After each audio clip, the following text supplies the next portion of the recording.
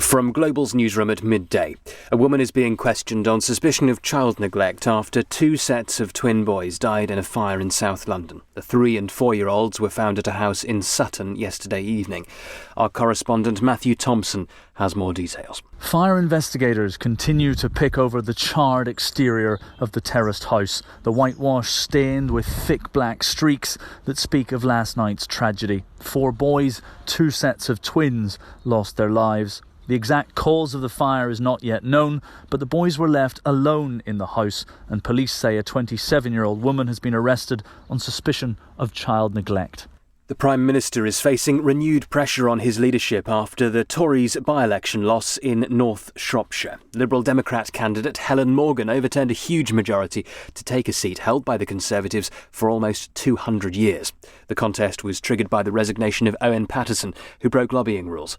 Senior Tory MP Sir Geoffrey Clifton-Brown says Boris Johnson is suffering from self-inflicted problems. He's got to go away, work out how he can conduct himself and govern this country in a way that avoids these sorts of issues. And I think he probably does need 1 or 2 people around him who are looking forward, doing some of the thinking for him and taking action so that they don't arise in the future. Thousands of travellers are embarking on trips to France ahead of the introduction of a ban on British tourists. Paris is tightening entry rules from 11 o'clock tonight because of the rapid spread of the Omicron coronavirus variant in the UK.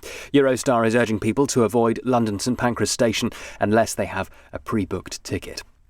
Britain's rail fares will increase by 3.8% next March. The increase is being delayed from the normal uplift on the first working day of every year. Ministers say it strikes a fair balance. And England's cricketers have endured a challenging day 2 of the second Ashes test in Adelaide. Australia declared on 473 for 9. England's reply didn't start well, closing on 17 for 2. In the city a short time ago, the FTSE 100 was trading up 19 at 72.79. The pound buys €1.17 and $1.32. And the weather, cloudy and dry for most parts of the UK. Bright spells in places, mostly towards the north and east. A high of 10 Celsius. From Global's newsroom, I'm Thomas Watts.